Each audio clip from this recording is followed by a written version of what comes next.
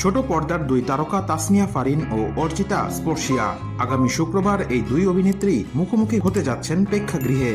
এদিন মুক্তি পাচ্ছে ফাতিমা ও সুস্বাগতম নামের দুটি সিনেমা। এর মধ্যে ফাতিমায় অভিনয় করেছেন তাসনিয়া ফারিন, এটি পরিচালনা করেছেন ধ্রুব হাসান। ইতোমধ্যে প্রকাশিত সিনেমার ট্রেলারটি দর্শক মহলে বেশ সাড়া ফেলেছে, সবাই বলছেন ভালো কিছুই হবে।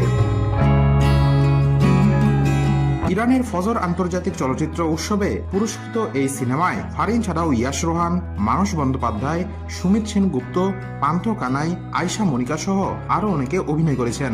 অতিথি শিল্পী হিসেবে যুক্ত হয়েছেন ABM সুমন, তারিক আনাম খান, শাহেদ আলী, শতাব্দী ওয়াদুদ ও শাকিল আহমেদ। সিনেমাটি নিয়ে ভীষণ উচ্ছ্বসিত ফারিন। সম্প্রতি ফেসবুকে সিনেমার পোস্টার শেয়ার করে লিখেছেন, আসছে দুই সময়ের দুই সংগ্রামের আখ্যান ফাতিমা। দেখুন আগামী 24শে মে থেকে আপনার কাছের সিনেমা হলে। অন্যদিকে একজন নারী বিমানের পাইলট হবেন, আর এই স্বপ্ন বাস্তবায়নে তিনি রাত দিন একাকার করে ফেলেছেন। এমন গল্পে নির্মিত হয়েছে সিনেমা সুস্বাগতম। এতে দ্বিতীয়বারের মতো জুটি বেঁধেছেন চিত্রনায়ক নীরব ও অভিনেত্রী অর্চিতা স্পর্শিয়া। এটি পরিচালনা করেছেন শফিকুল আলম।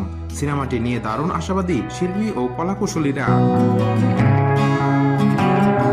চিত্রনায়ক নীরব বলেন, আমাকে এই সিনেমায় দুটি বয়সের চরিত্রে দেখা যাবে। যুবক বয়সের লুকের জন্য আমার চুল ও দাড়ি কাটতে হয়েছে। যেহেতু অভিনয় আমার কাছে সব, সেহেতু চরিত্র হয়ে ওঠার জন্য যে কোনো কিছু করতে আমি প্রস্তুত। আশা করছি পর্দায় সিনেমাটি দর্শক উপভোগ করবেন। অর্চিতা স্পর্শিয়া বলেন, এর আগে নীরবের সঙ্গে একটি সিনেমায় কাজ করেছি। আমাদের দুজনের কাজের অভিজ্ঞতাও চমৎকার, তাই সুস্বাগতমে আমাদের কাজটা করতে সহজ হয়েছে। তাছাড়া পরিচালকও কাজটি খুব যত্ন নিয়ে করেছেন।